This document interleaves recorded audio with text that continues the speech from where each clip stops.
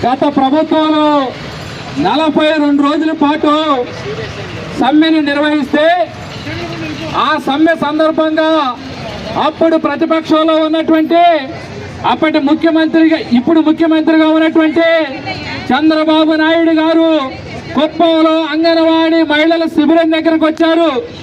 అదేవిధంగా ఇప్పుడు కేబినెట్ లో ఉన్నటువంటి అనేక మంది మంత్రులు ఈరోజు అంగన్వాడీ వర్కర్లు హెల్పర్లు వేతనాలు పెంచమంటే మా దగ్గర డబ్బులు లేవు అని చెప్తున్నటువంటి వాళ్ళు, మీ న్యాయమైన సమస్యలు, మీ సమస్యల మీద మీరు పోరాడండి.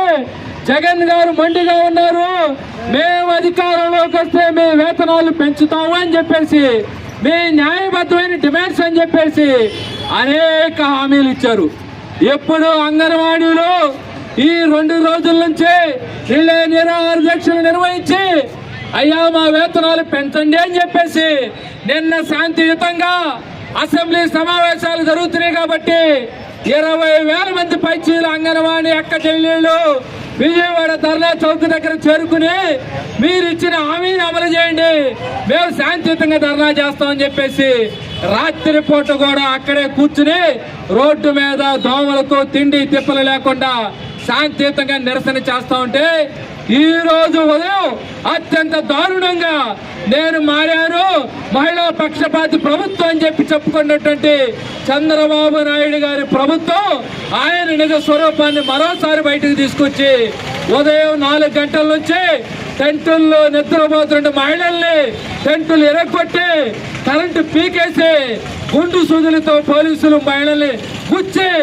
అత్యంత దారుణంగా మహిళలందరినీ కూడా అరెస్ట్ చేసి ఏలూరు ఇటువైపు నరసరావుపేట శావనాపురం పెరంగపురం బస్సుల్లో మహిళలు అయ్యా ఉదయం పూట మరుగుదొడ్లకు వెళ్ళాలంటే అత్యంత నీచంగా ఈరోజు మహిళలను అరెస్ట్ చేశారు. అందుకని మేము ఈరోజు అన్ని చోట్ల అంగన్వాడీ వర్కర్లు హెల్పర్లు రోడ్డు మీదకి వస్తున్నారు. మీరు ఏదైతే హామీ ఇచ్చారో దీన్ని అమలు చేయమని మేము అడుగుతుంది. ఏమి గొంతెమ్మ కోరిక అడగటం లేదు. మీరు ప్రతిపక్షంలో ఉన్నప్పుడేమో అంగన్వాడీ చేసే పోరాటం న్యాయబద్ధమైంది, మీరు అధికారంలోకి వస్తే ఎప్పుడు డబ్బులు లేవని చెప్తున్నారు. మేము ఈరోజు ప్రశ్నిస్తా ఉన్నాం రాష్ట్ర ప్రభుత్వాన్ని. రాష్ట్రానికి ఏమీ ఉపయోగం లేనటువంటి నరేంద్ర మోడీ గారిని తీసుకొచ్చి విశాఖపట్నంలో ఒక్కరోజు ఏగా చేసి మీరు ఏగా ఖర్చు పేరుతో 300 కోట్ల రూపాయలు ఖర్చు పెట్టారు. ఈ డబ్బులు అంగన్వాడీలకు విత్తనాలు ఇవ్వకూడదా అని చెప్పి మేము అడుగుతున్నాం. అట్లానే మొన్న లోకేష్ బాబు గారు మనం చూస్తా ఉన్నాం, మేము మొత్తం కోట్ల రూపాయలు విలువ చేసే భూముల్ని 99